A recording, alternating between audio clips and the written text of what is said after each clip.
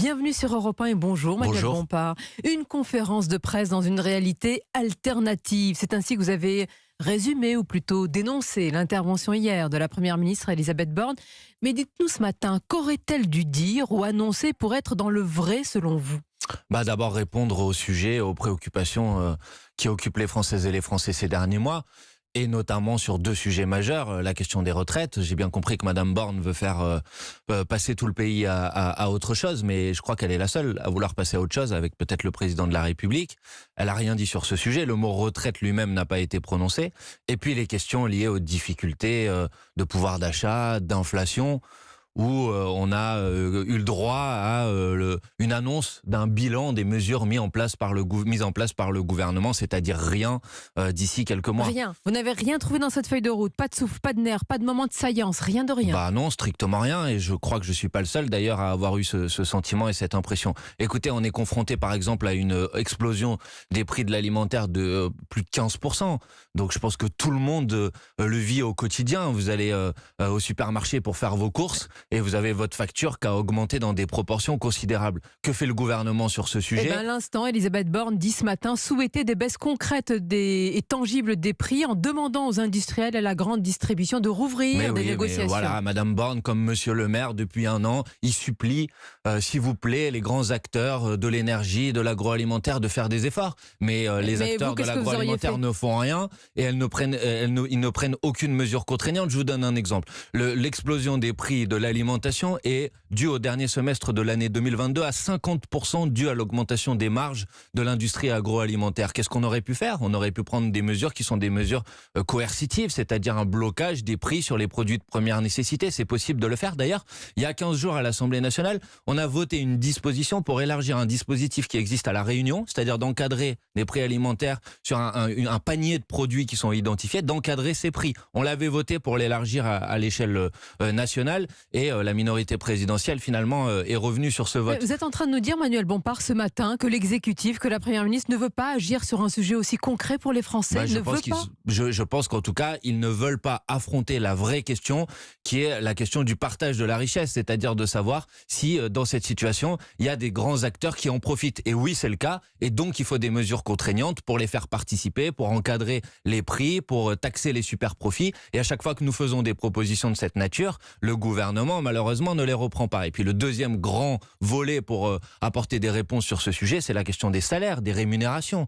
Et vous avez aujourd'hui des salaires qui, dans ce pays, par exemple dans le secteur privé, vont sans doute augmenter en moyenne d'à peu près 3% sur l'année, alors que les prix augmentent de 6%. Donc c'est une baisse concrète de pouvoir d'achat pour les Françaises et les Français. Rien n'a trouvé grâce à vos yeux dans la feuille de route hier de la Première ministre. Mais une question, est-ce que c'est une question de personne ? Est-ce qu'un autre Premier ministre ou une autre Première ministre avec la même feuille de route aurait fait mieux ou différemment ? Je suis pas sûr que ce soit qu'une question de personne. En tout cas, c'est clair que ça soit Madame Borne ou quelqu'un d'autre, si c'est pour mettre en place la même politique, ça ne va rien changer. Non, je pense que c'est une question de conception, de vision idéologique et de savoir si dans une période difficile d'un point de vue économique comme celle à laquelle on assiste aujourd'hui, est-ce que c'est au peuple d'en payer la facture ou est-ce que c'est d'abord aux grands acteurs qui s'en sont mis plein la poche ces dernières années et le gouvernement refuse de les affronter. Voilà, je pense que c'est pour ça que le gouvernement n'est pas en capacité d'apporter des réponses concrètes aux difficultés que rencontrent les Français. Aux difficultés que rencontrent les Français, vous avez parlé tout à l'heure, vous avez employé le mot de vrai sujet, Manuel Bompard. Je vous évoque un autre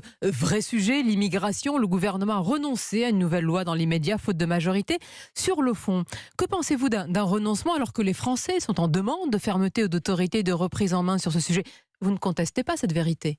Quelle vérité ? Celle qui, dans les sondages, celle qui dit que plus de 8 Français sur 10 sont favorables à une loi favorisant les expulsions. Peut-être que les sondages disent ça, mais c'est pas parce que les sondages disent ça qu'on est obligé d'être d'accord avec. Mais je vais répondre à votre question. Oui, mais le gouvernement... Que traduit cette volonté des Français pour vous ? C'est une réalité ou pas ? Ce que traduit pour l'instant le report de cette loi sur l'immigration, c'est que, y compris pour faire des mauvaises choses, ce gouvernement est empêché de gouverner. Et ça devrait quand même tous nous faire réfléchir. Pour le reste, s'il s'agit par exemple de favoriser les régularisations par le travail, alors j'y suis favorable. Mais s'il s'agit de renforcer une politique qui est juste une politique politique de criminalisation des personnes qui se trouvent sur le sol national, je pense qu'on ne répondra pas au problème. Si on veut répondre au problème, oui, bien sûr. Bien sûr, criminalisation des associations, de ceux qui n'ont rien à voir sur criminalisation des associations qui font preuve de solidarité, par exemple. Je vous dis que si vous voulez vous attaquer à cette question, vous devez le faire d'une manière globale et internationale. Par exemple, Monsieur Bompard, les Mahorais, quand ils dénoncent l'immigration clandestine avec des mots forts, notamment de la députée de Mayotte, Estelle Youssouffa, ils exagèrent quand ils disent qu'ils veulent reprendre en main leur sécurité. D'abord, je pense qu'on ne peut pas comparer la situation de Mayotte avec la situation du territoire hexagonal. Mais c'est quand même je pense qu'à Mayotte, il y a effectivement une difficulté, c'est une évidence. C'est tout, une petite difficulté. Non, mais une difficulté, c'est pas petit ou gros, c'est une difficulté. La question, c'est comment. Attendez, écoutez, Sonia Mabrouk, la question, c'est comment on y apporte des réponses. Que c'est une situation pré-insurrectionnelle. Et donc, vous avez l'impression que ce que fait M. Darmanin va répondre au problème. Écoutez, ce que fait M. Darmanin a été cassé immédiatement par le tribunal et ensuite s'est heurté au fait que les Comores ont refusé d'accueillir des personnes qui devaient y être renvoyées. Donc le problème ne sera pas réglé de cette manière. Donc la question, c'est pas de savoir si c'est une petite, une grosse ou une moyenne difficulté. La question, c'est de savoir comment on y apporte des réponses qui sont des réponses sérieuses. Vous êtes député face à moi, vous êtes responsable d'un parti, vous me dites qu'il y a une difficulté à Mayotte. Je vous dis quand même, il y a des députés qui parlent d'une situation pré-insurrectionnelle entre difficulté et guerre civile. Mais si vous voulez, on peut faire des batailles de mots, Sonia Mabrouk, mais la question qui est posée, c'est comment on répond concrètement au problème. À Mayotte, vous avez 80% des gens qui vivent sous le seuil de pauvreté. À Mayotte, vous avez des gens qui n'ont pas accès à l'eau. À Mayotte, vous avez des gens qui n'ont pas accès à une éducation qui soit une éducation de qualité. Parce à Mayotte, vous avez des gens qui habitent dans des bidonvilles. À Mayotte, il y a des enfants qui sont accompagnés par les gendarmes à l'école. À Mayotte, il y a des habitants qui disent qu'ils ne peuvent plus avec ces immigrés qui arrivent de manière clandestine. D'abord parce que l'État n'a rien fait, parce que l'État a abandonné Mayotte, parce que l'État les a laissés dans une situation qui est une situation d'extrême précarité, d'extrême pauvreté. C'est d'abord ça la difficulté et c'est d'abord à ça qu'il faut répondre. Alors ensuite, oui, on peut avoir des discussions à l'échelle internationale pour faire en sorte de s'attaquer aux causes des migrations, pour faire en sorte que les gens qui quittent les Comores pour aller à Mayotte n'aient pas besoin de quitter les Comores pour aller à Mayotte. Ça, c'est des discussions effectivement qu'on peut ouvrir,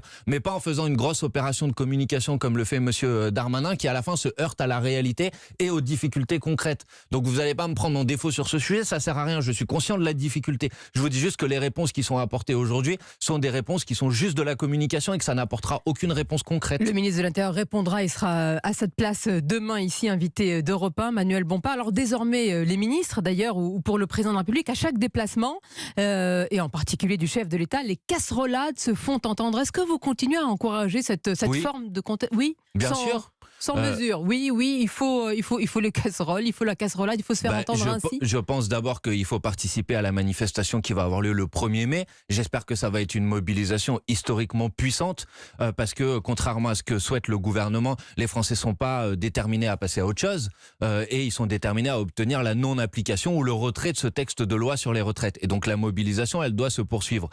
Et elle se poursuit par toutes les formes possibles. Et donc le fait effectivement d'aller à la rencontre des ministres ou du président de la République quand il se déplace quelque part. Dit à la rencontre. Là, c'est plutôt des comités de non-accueil. L'ONG Attaque propose une carte interactive des déplacements à venir des ministres et donc des mobilisations. Vous trouvez ça normal qu'on pointe aujourd'hui dans une carte les déplacements des ministres? Mais qu'est-ce que vous voulez faire d'autre? Quand vous avez fait les manifestations les plus puissantes de ce pays depuis 3 mois, quand vous avez l'ensemble des organisations syndicales qui sont opposées à cette réforme des retraites, quand vous avez 70 à 80% des Français qui y sont opposés et que vous avez un président de la République et un gouvernement qui passe en force, qui n'écoute personne, et ben s'il n'écoute pas les manifestations, peut-être qu'il écoutera le bruit des casseroles. Voilà, qu'est-ce que vous voulez que je vous dise? Les gens vous disent qu'ils ne parlent pas des casseroles. Le ministre Gabriel Attal s'interroge d'ailleurs et ironise Manuel Bompard sur ces personnes qui ont le temps, en semaine, de venir attendre jusqu'à 4 heures un ministre. Sous-entendu, ce n'est pas la France qui travaille, qui est là avec les casseroles. C'est insultant, c'est méprisant et ça ne correspond pas à la réalité. Je vous l'ai dit, à 70% des Français qui pensent que la bataille continue, pour reprendre le terme qui a été utilisé dans un sondage. 70% des Français. Alors peut-être que M. Attal pense que ces 70% des Français sont des feignants et des gens qui travaillent pas. Mais non, pardon, ceux qui se mobilisent aujourd'hui, ceux qui sont en colère, ceux qui tiennent les casseroles, parce qu'il y a les casseroles et ceux qui les tiennent. C'est la France qui travaille. Bien sûr, c'est la France qui travaille, c'est la France qui se lève tôt. C'est la France qui vient et qui peut se permettre d'attendre des heures des ministres. La preuve, c'est qu'ensuite on leur reproche par exemple de couper l'électricité. Ben, s'ils coupent l'électricité, c'est peut-être parce que c'est eux qui font fonctionner notre réseau électrique au quotidien, non? Donc Monsieur Attal, plutôt que de mépriser et de caricaturer ceux qui expriment une opposition à sa politique, il ferait mieux de les entendre et de les écouter. C'est une opposition, c'est c'est une minorité bruyante. Certains disent il y a tout un tintamarre pour quelques bruits de casserole. Encore une fois, je vous ai cité un chiffre, 70%, sauf erreur de ma part, c'est une majorité. Là, vous aimez bien les sondages. Pour tout à l'heure, pour l'immigration, là, vous reconnaissez que mais là, je vous ai pas dit que les sondages sur l'immigration étaient faux. Je vous ai dit que c'est pas parce que des sondages disaient quelque chose qu'on pouvait pas contester ou proposer une autre vision que celle qu'ils peuvent exprimer. Donc là, en l'occurrence, oui, depuis 3 mois, vous avez quand même quelque chose d'intéressant, c'est que rien ne bouge. C'est-à-dire que vous avez 70% à n'importe quelle question que vous posez, des Français qui vous disent non, je suis opposé à la réforme des retraites, oui, il faut censurer le gouvernement, oui, Madame Borne doit démissionner, oui, la bataille doit continuer. Bon, peut-être que le président de la République et son gouvernement pourraient en tenir compte. Voilà, il me semble que ce serait raisonnable. La question, c'est pas d'entretenir un climat qui est un climat de blocage pendant des mois et des mois, c'est de comment on propose une sortie démocratique à cette situation. On la voit pas. Parce que le président de la République s'entête, est comme un forcené à l'Élysée qui n'écoute personne. Il a fixé malgré tout un cap, un horizon, le 14 juillet. Vous parlez ce matin du 1er mai et vous y voyez, en tout cas vous espérez une mobilisation historique. Et puis un mot qui vient juste après, c'est en tous les cas la crainte des renseignements territoriaux, c'est qu'il y a un côté vengeur le 1er mai. Vous l'assumez, vous dites oui, il faut quelque part qu'il y ait un esprit de revanche par rapport à ce qui s'est passé sur la réforme des retraites. Un esprit de revanche, c'est pas interdit. La question, c'est de savoir sous quelle forme s'exprime cette mobilisation. Et moi, sur ce sujet, je pense que j'ai jamais été pris en défaut. Et aucun d'entre nous d'ailleurs, on a toujours dit que nous étions favorables à des manifestations qui soient très larges, pacifiques, mais déterminées. Oui, et ça je l'assume, il faut de la détermination. Mais bien évidemment, écoutez, c'est toujours mieux de le préciser, mais c'est toujours ce que nous avons défendu. Mais ce que tout le monde doit quand même entendre, c'est que quand vous exprimez votre opposition de manière non violente, large, pacifique, déterminée, massive, comme ça a été le cas depuis 3 mois, et que personne ne vous écoute et que personne ne vous entend, après il ne faut pas s'étonner qu'il y ait des gens qui se disent peut-être que je vais essayer autre chose pour être entendu. Je ne le souhaite pas, mais c'est un risque. Donc le président de la République doit prendre une responsabilité. La responsabilité, c'est d'écouter ce mouvement d'opposition très puissant et de ne pas appliquer ce texte de loi. Je rappelle que le président Jacques Chirac, qui était quand même pas un révolutionnaire, avait décidé de ne pas appliquer la loi sur le contrat première embauche alors qu'elle avait été promulguée. Le président de la République, Emmanuel Macron, peut faire de même. Est-ce que vous aimez le football ? Oui. Vous regarderez samedi soir la Coupe de France entre Nantes et Toulouse et certainement que vous serez attentif, Manuel Bompard, à l'accueil qui sera fait à Emmanuel Macron. Le président est attendu de pied ferme. Bon, il ne se défile pas, il ira. Peut-être avec des cartons rouges un petit peu brandis comme ça dans le stade. Est-ce que vous reconnaissez une forme, parce que dit le président, il dit mais moi j'y vais, je suis face aux Français, je discute malgré les critiques, les sifflets, les huées, les bruits de casserole. Mais il discute pas, il veut passer à autre chose et il veut donner l'impression que ça n'existe pas. Discuter, c'est écouter aussi ce que la personne en face de vous dit. Bon, le président de la République a beau jeu de dire moi je continue à me déplacer, etc. Mais il écoute personne, il entend rien. Donc le sujet c'est pas de savoir s'il est courageux ou pas courageux, c'est le cadet de mes soucis si vous voulez. La question c'est est-ce que la politique qu'il met en place apporte des réponses aux problématiques que rencontrent les Françaises et les Français. Et manifestement c'est pas le cas. Donc il peut continuer à être courageux si ça l'amuse et si ça lui permet d'être bien dans sa peau, mais c'est pas vraiment la question en fait. Donc la question c'est de savoir si on est en capacité de faire en sorte de sortir d'une situation qui est une situation de blocage. Et rien dans ce que propose le président de la République aujourd'hui le permet. Vous avez dit, Manuel Bompard, discuter, c'est écouter. Est-ce que dans la France insoumise, et là j'en reviens à ce qui se passe dans votre mouvement, c'est l'écoute qui est privilégiée. Jean-Luc Mélenchon, est-ce que certains lui disent, cher Jean-Luc, cher camarade, il est temps de passer la main. Lui-même a prononcé cette phrase, je souhaite être remplacé. Alors, s'il vous dit qu'il souhaite être remplacé, il faut peut-être l'écouter, il n'y a pas besoin de le convaincre de quoi que ce soit.